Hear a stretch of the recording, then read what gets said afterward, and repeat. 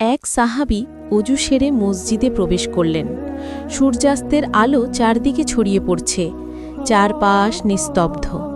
তিনি নামাজে দাঁড়ালেন, চোখে অশ্রু ঝরছে, অন্তরে ভয় আর ভালোবাসার মিলন। ধীরে ধীরে কিরাত পড়লেন, ঠোঁট কাঁপছে, প্রতিটি শব্দে বিনয় আর খুশু ফুটে উঠছে। রুকু করলেন গভীর মনোযোগে, তারপর সিজদায় মাটিতে লুটিয়ে পড়লেন। মনে মনে ভাবছেন, হয়তো এটাই তার শেষ নামাজ। মানুষ তাকে দেখে বিস্মিত হয়ে ফিসফিস করে বলল, কেন তার নামাজ এত ভিন্ন, এত হৃদয়গ্রাহী?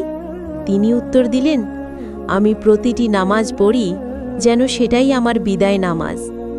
হঠাৎ আকাশে নূরের আলো ভেসে উঠল, মনে হলো আল্লাহর রহমত নেমে আসছে। এই শিক্ষা আমাদের জন্যেও।